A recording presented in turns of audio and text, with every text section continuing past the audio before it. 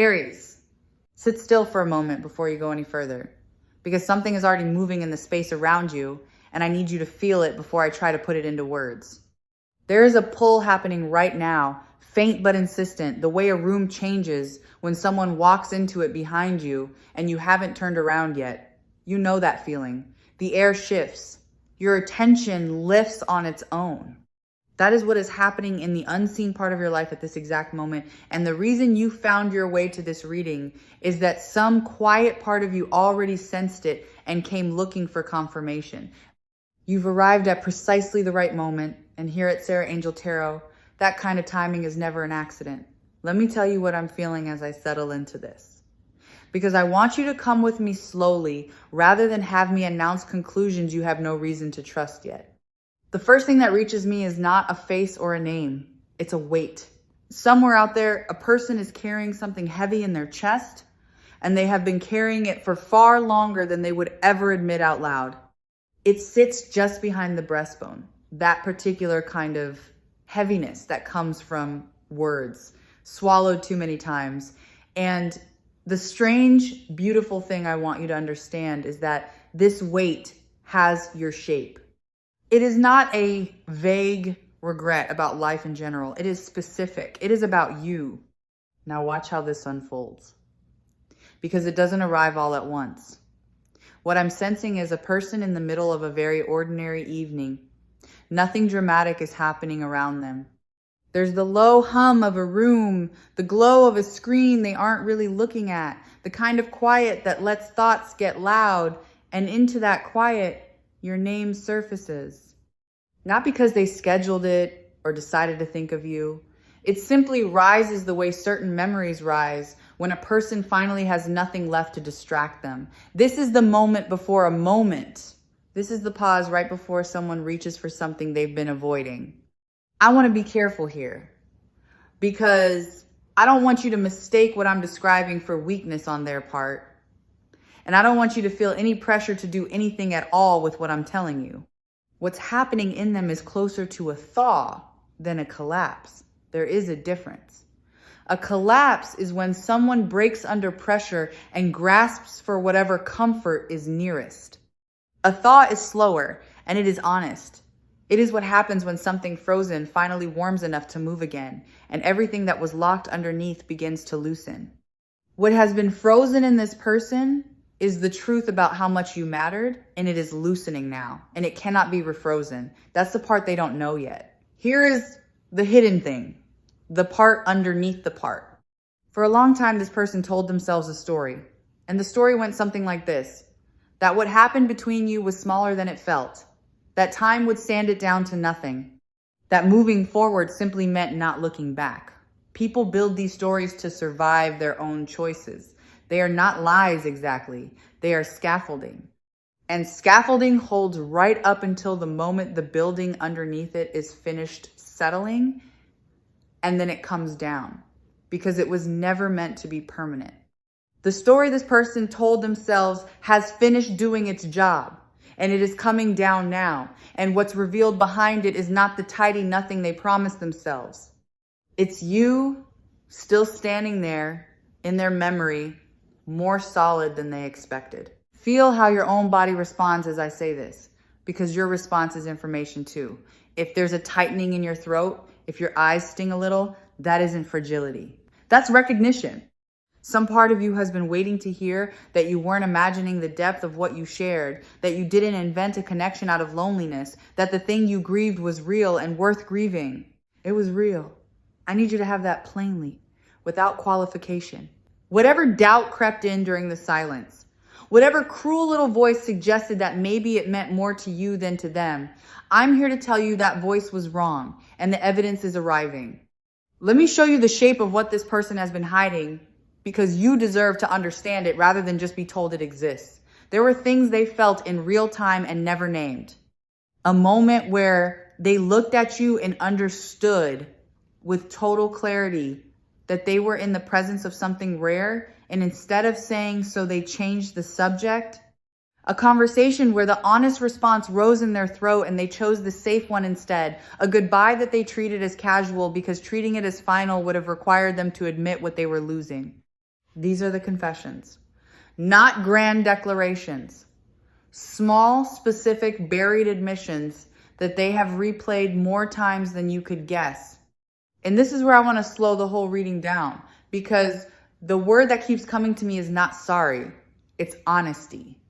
What is trying to reach you isn't primarily an apology. An apology is about the past. What's moving towards you is something that lives in the present tense, a person finally willing to be truthful about what they know and have always known. There's a version of a return that is just guilt looking for relief, and it burns out fast because guilt is exhausting to sustain. But there's another version, rarer, where a person comes back not to be forgiven but to stop pretending, and that kind lasts, because truth doesn't require energy to maintain. It only requires courage to begin. Consider what the silence actually was, because I think you've been carrying an interpretation of it that was never accurate. You may have read the quiet as indifference, as proof that you were forgettable. But silence is one of the most misread things in all of human connection, and here is what I'm being shown about theirs. It wasn't the silence of someone who felt nothing. It was the silence of someone who felt too much and had no framework for it. There are people who go quiet precisely because the feeling is too large to fit into the small, ordinary words they have available, and rather than say it badly, they say nothing, and then the nothing calcifies, and they don't know how to break it. Their silence wasn't your unimportance. It was their overwhelm wearing a mask. I want you to notice something about the direction of this whole story, because it matters more than any single detail. Everything I'm sensing points one way, toward you. The heaviness in their chest points toward you. The name that surfaces in the quiet is yours. The confessions they've rehearsed are addressed to you. In a life full of scattered attention and 100 competing concerns, their focus has been quietly, persistently narrowing to a single point, and you are that point. You didn't have to fight for this. You didn't have to perform or convince or plead. It simply became true on its own, the way water finds its level, because some connections are not decisions. They are facts, and facts assert themselves eventually. There's a texture to what's coming that I want to prepare you for, because it may not look the way the movies taught you reconciliation looks. It might not begin with a sweeping speech. It might begin with something so small you almost miss it. A message that seems to have no real purpose. A question about something trivial that is clearly just an excuse to open a door. A reference to a memory you shared, dropped casually, watching to see if you'll pick it up. This is how frightened, hopeful people knock. Gently, deniably, leaving themselves an exit in case the door doesn't open. And I'm telling you this so that you recognize it for what it is instead of dismissing it as nothing, because underneath that small, trembling gesture is everything they've been unable to say directly. There's an object I keep being shown, something ordinary that has quietly become a keeper of memory for them. It might be a place they've been avoiding because you're woven into it, a route they no longer take, a song they skip, a corner of a room where a certain conversation once happened. Avoidance like that is not the behavior of someone who has moved on. You don't build careful detours around things that no longer matter to you. You build them around things that still hold power, things that catch in your throat if you get too close. Every detour they've been quietly making is a small monument to how present you still are. And lately, those detours have been getting harder to sustain because the very thing they've been steering around is the thing they've started to want to walk straight toward. This is exactly the kind of quiet turning point that the reading shared through Sarah Angel Tarot exists to illuminate the moment before, the shift you can feel before you can see it. And I want to use this pause to turn the light toward you for a while, because so far I've been describing them and you are not a supporting character in your own reading. You are the center of it. So let me tell you what I sense about where you actually stand, which may surprise you. You are not the same person who was hurt. That's the thing they don't fully understand yet, and it's the thing you may be underestimating about yourself. During the silence while they were freezing and you were waiting, you were also becoming. You did the harder, less visible work of surviving something and metabolizing it. You learned to sit with a question that had no answer. You learned to hold your own hand in the dark. You built a version of yourself that no longer depends on their return for its stability. And that version of you is the one they're about to encounter. And it is far more magnetic than the one they left, precisely because it isn't reaching for them anymore. Understand the strange mechanics of what happened there, because they're worth knowing. When you stopped waiting, something changed in the invisible field between you. Waiting has a frequency. It reaches out, it strains, it fills the space with a kind of pleading, even when no words are sent. And people, even people who love you, tend to pull back from that reach, not out of cruelty, but out of a nervous system's instinct to protect its own freedom. But when you finally release the reaching, when you turned your attention back to your own life and let them go, the strain vanished. And into that clean, open space, they could finally feel the truth of what they'd lost without feeling cornered by it. Your letting go didn't push them away. It's precisely what let them come close. So here is a truth I want you to hold with both hands. Their return, when it comes, is not the thing that heals you. You already began healing when you chose to live rather than wait. What their return offers is not repair. It's recognition. It's the universe circling back to hand you evidence of something you were brave enough to believe in, even when you had no proof. The healing was your own doing. The confession is simply confirmation that your instincts were sound, that your heart was not foolish, that the love you felt was answered even when the answer was too scared to speak. Let me name something about power, because I don't want you to walk into this moment misunderstanding where you stand. There is a very old, very tired idea that the person who returns holds every advantage, that they are doing you a kindness by coming back, that you should be grateful and quick to smooth everything over. Release that idea entirely. The one who comes back carrying confessions is not the one in the seat of power. You are. Not power in the sense of leverage to punish, but the deeper kind, the sovereignty of a person who has options, who has healed, who no longer needs the outcome to go any particular way in order to be whole. You get to choose how much of your heart to open and how quickly, and that choice is yours alone, and no amount of their tears removes it from your hands. And I want to be honest with you about the tears, because the title that brought you here spoke of tears and confession, and I don't want to let that image go by without telling you what it truly signifies. When a person who has held themselves rigid for a long time finally cries, it is not a performance, and it is not a bid for pity. It is the body doing what the mind couldn't. It is the physical release of everything that was held. Tears like that are the sound of scaffolding coming down, of a story finally told, of a truth that refused to stay buried any longer. If you witness it, don't read it as manipulation and don't read it as pressure to respond a certain way. Read it as proof that the feeling underneath was always genuine, and then decide from your own center what you want to do with that proof. Now, I want to take you somewhere gentler for a moment, into the part of this that is purely for you, regardless of what anyone else does. Because I would be doing you a disservice if I made your entire peace depend on their arrival. So let's set them aside briefly and speak only about you. There is a softness returning to you that the hard season pressed out of you for a while. Can you feel it beginning to come back? The capacity to be delighted by small things, the willingness to hope without bracing for disappointment, the quiet confidence that doesn't announce itself but simply lives in the way you carry your shoulders. This is yours. It was earned. And it would still be yours even in a world where no one ever came back at all, which is exactly why it makes you so ready for the world where someone does. There's a particular grace in the way life is arranging this for you, and I want you to see the artistry of it. It waited until you were strong enough to receive it without losing yourself. If the confession had come while you were still raw, still desperate, still willing to accept crumbs, you might have grabbed it and rebuilt something fragile on an unhealed foundation. But life, in its patience, held the moment back until you had done your growing, so that when the truth finally arrives, you can meet it standing up straight. That timing is not a delay you were being punished with. It was a protection you didn't know you were being given. Let me return to the person for a moment.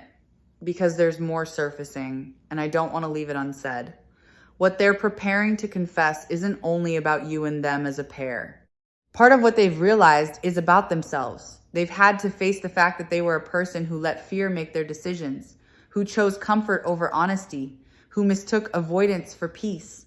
Coming back to you requires them to admit that to themselves first, and that's the harder confession, the private one that no one else will ever hear. They are, in their own quiet way, growing too. The version of them that reaches for you now is a version that has had to become braver, more honest, more willing to risk embarrassment for the sake of truth.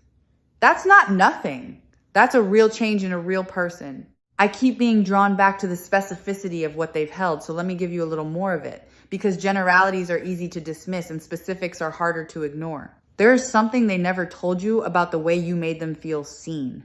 Some ordinary moment where you understood them without them having to explain, and it startled them and it frightened them a little because being known is intimate in a way that being wanted is not. Being wanted is flattering, being known is vulnerable, and you knew them, and they've spent the silence realizing how rare that was and how carelessly they treated it. And part of what's rising in them now is the ache of having been truly understood by someone and having failed to hold on to it. Notice how the whole architecture of this is built on truth rather than fantasy, and let that reassure you. I'm not describing a fairy tale where everything is perfect and no one has to do any real work. I'm describing something better and more durable, which is two people arriving at honesty. What makes this hopeful isn't that the past is being erased. It's that the truth is being told at last, and truth is the only ground solid enough to build anything lasting on. Whatever you choose to build or not build, you'll be doing it on real ground now, with the facts finally on the table, and that is an enormous gift compared to the fog of not knowing that you've been living in. I want to speak to the doubt that I know is still sitting in you, the small voice asking whether any of this is real or whether you're just hoping. That voice deserves an answer rather than dismissal. Here's the answer. The fact that you can still feel the pull of this connection after everything, after the silence and the doubt and the effort of moving on, is itself the evidence. Connections that were never real fade cleanly and leave no residue. The ones that were real leave a low, persistent hum that you can feel even when you've decided to stop listening. You've been feeling that hum. It's not delusion.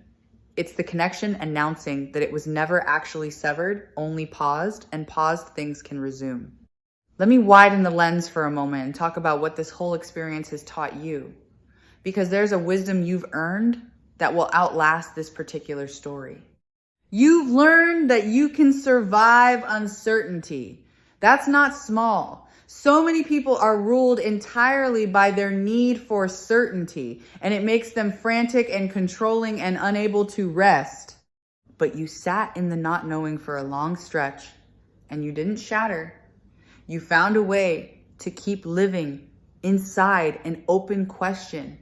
That capacity is now permanently yours, and it will serve you in every future situation where life asks you to be patient without guarantees.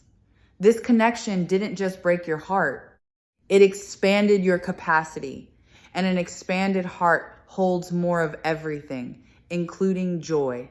There's something I want to say about forgiveness, because the title carries that word and I don't want to leave it hollow. Forgiveness is one of the most misunderstood movements of the human heart.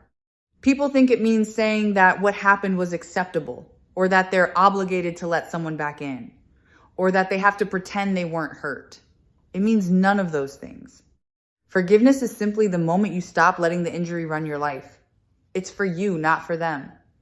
You can forgive someone completely and still choose distance. You can forgive them and choose closeness. The forgiveness and the choice are two separate things, and you hold both, and no one gets to rush either one. When the confession comes, you don't owe anyone an instant decision. You're allowed to receive it, feel it fully, and take all the time your heart requires. I want to describe the atmosphere I sense gathering around your near future, because it has a quality I don't want you to miss. It's warm. There's a lightness coming that you haven't felt in a while. the kind that shows up not as fireworks, but as an easing, a sense that a long-held breath is finally being let out. Things that felt stuck are loosening, not just in this one relationship, but in the general weather of your life, as though the resolution of this held question frees up energy that was tied down and lets it flow into other rooms. When one significant knot in a person's life comes untied, the whole rope relaxes. You may find that as this clears, other things you didn't even connect to it begin to move too. Something else is shifting that has nothing to do with them and everything to do with the way you move through the world now. The people around you can feel it, even the ones who know nothing about the story. There's a lightness returning to your presence that others respond to without quite understanding why. A sense that you've found your way back to yourself. And this matters for what's approaching, because the person returning to you will not be meeting the guarded, brace for impact version they might have imagined. They'll be meeting someone who has visibly flourished in their absence, and there is nothing more disarming, nothing that speaks louder than a person who healed on their own. Your wholeness will say more in a single, unhurried glance than any speech could, and it will quietly set the tone for everything that follows. The gentlest guidance always circles back to exactly this, helping you trust the quiet signals your own intuition was already sending before anyone confirmed them out loud. And speaking of intuition, I want to honor yours directly because it has been more accurate than you've given it credit for. Every time you sensed that it wasn't really over, you were right. Every time you felt them think of you across the distance and then talked yourself out of believing it, your first instinct was the true one, and the talking out of it was the fear. Learn this lesson well, because it's one of the most valuable things you can take from all of this. Your intuition is not fooling you. It's the doubt that fools you. When the two disagree, the quiet knowing is almost always the truthful one.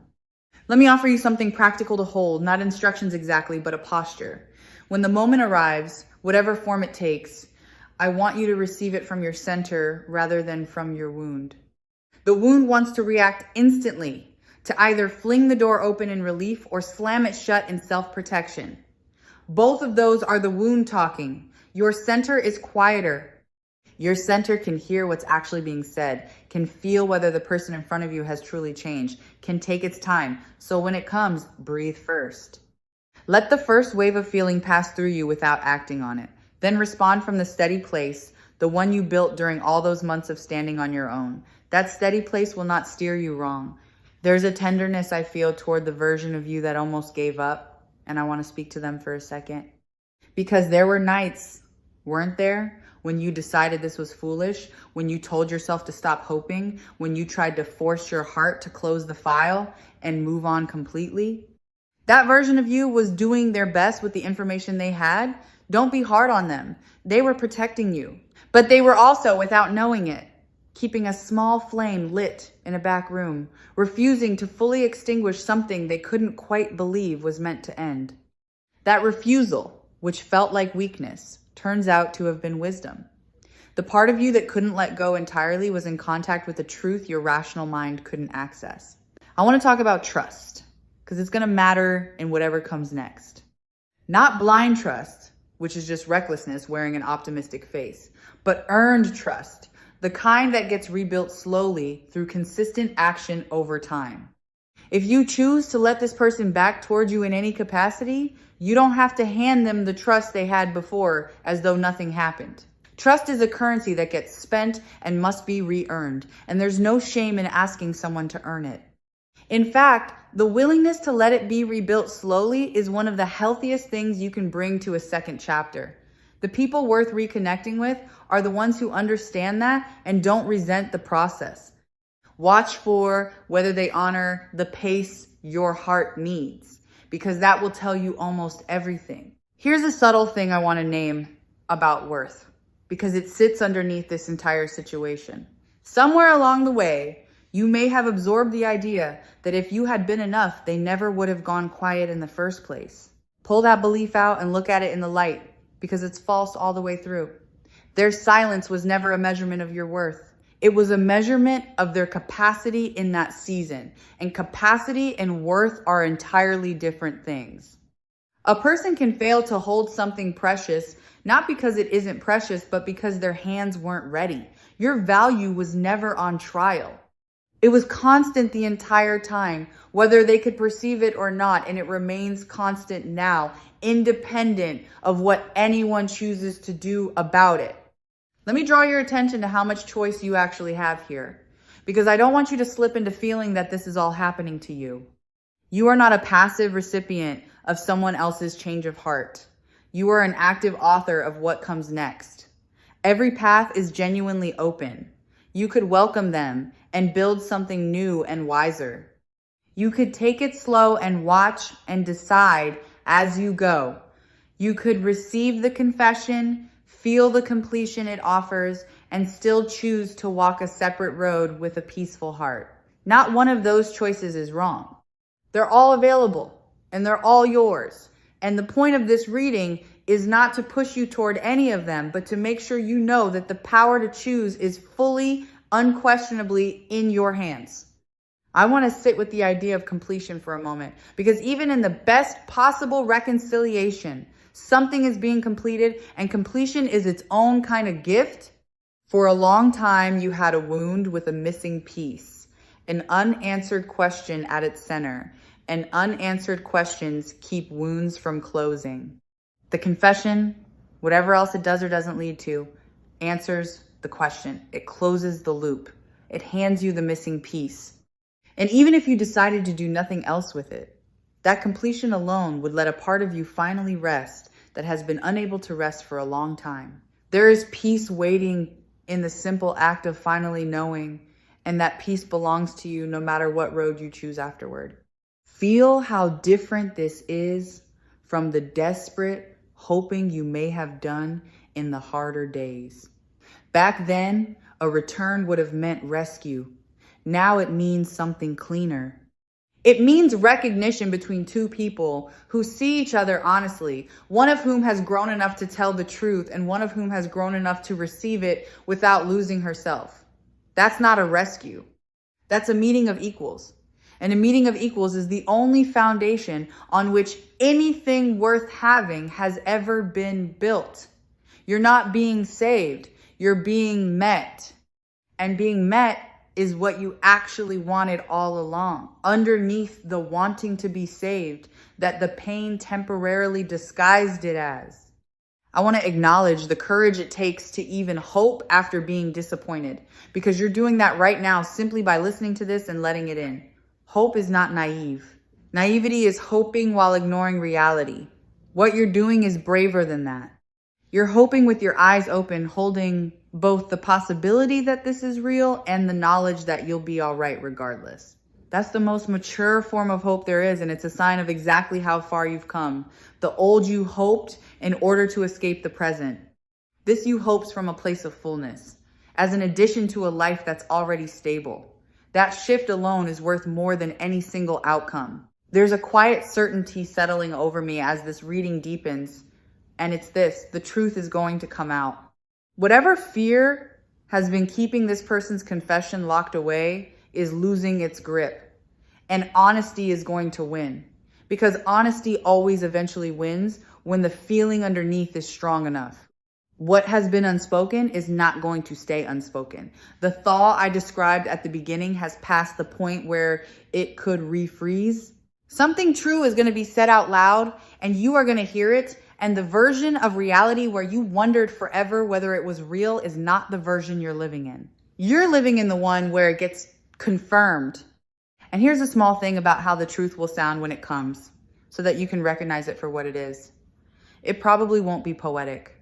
People who have silently rehearsed a confession 100 times often deliver it plainly when the moment finally arrives, almost clumsily, the polished version abandoned in favor of something simpler and more true. Don't wait for eloquence. The realest confessions are frequently the least graceful, because grace requires distance, and this will have none. If what reaches you sounds a little bare, a little unrehearsed, despite all the private rehearsing, take that as one of the surest signs that it's genuine. Rehearsed lies come out smooth. It's the truth that stumbles, because the truth is nervous about whether it will be received. Let me speak to what happens inside you when it does. because I want you to be ready to honor your own reaction. You might feel joy, and you're allowed to feel it without guilt or hesitation.